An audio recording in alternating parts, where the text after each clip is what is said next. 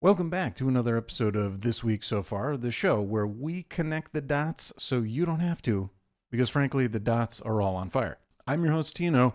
This week, the Epstein files are due for release. Spectacular. Justice Senpai, notice me, please. But of course, with the imminent release of the Epstein files, the Trump administration has entered Defcon Squirrel. They are rolling out every distraction they can possibly think of, including surprise war, redefining drugs, potentially as weapons of mass destruction. We'll get to that. Attacking Rob Reiner like he's some sort of geopolitical threat, bullshit, and also quietly kneecapping healthcare for millions. Wonderful. Anyways, it's all totally unrelated. Plus, let's be honest, Trump and the gang know what you really wanted. Beef with Venezuela. Beef. Relevant, seeing as how American beef is all kinds of upside down thanks to Trump and the Goon Squad. Our first distraction at bat, war with Venezuela. That's right, everyone's favorite, we forgot this was still on the list country, back in the headlines because nothing says domestic scandal containment like a good old-fashioned oil war, eh? Is there a clear provocation? No. Is it urgent? Also no. But is it loud, scary, and flag adjacent? Absolutely, and that's what matters. If history has taught us anything, when Epstein's name starts trending, someone dusts off a map and goes, stick with me, Venezuela? Then, in a bold rebrand that would make HBO Max jealous, fentanyl has been officially upgraded to a weapon of mass destruction. Not a public health crisis, not a regulatory failure, a WMD, a weapon of mass destruction. This is fascinating because once upon a time, weapons of mass destruction used to imply nuclear weapons or chemical attacks, things that glow in the dark, not something that's trafficked because of domestic healthcare failures and pharmaceutical greed. But here's the thing, calling it a WMD does two very, very important things. Number one, it allows the politicians to sound tough without actually solving anything. That's Trump's favorite, come on.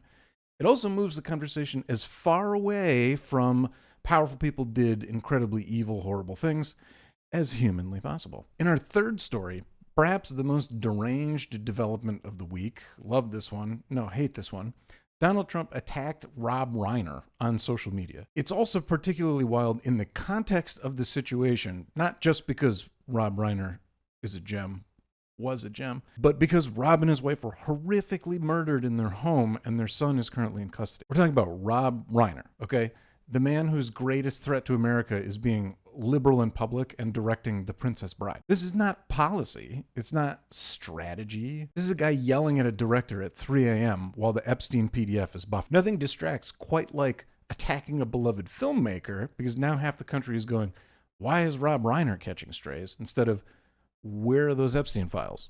Lucky number 4, marijuana reclassification, which, sounds huge and historic and meaningful until you read the fine print and realize it is almost entirely symbolic, slow, and carefully timed. So this is the political equivalent of jangling keys in front of a toddler. Look, weed news, weed. Yeah, progress. Ignore the billionaire sex crime. To be clear, people want reform, absolutely. They want expungements, they want justice, but all we're getting here is vibes. Meanwhile, lucky number 5, Speaker Johnson says no vote for you folks. Mike Johnson basically has refused to allow a vote on ACA premium tax credits, which will directly impact millions of Americans' healthcare costs. Not a debate, not a vote, just a nice quiet procedural shh. This is a good one because there's one thing Americans love thinking about while the Epstein files are looming. It's losing healthcare coverage. Yeah.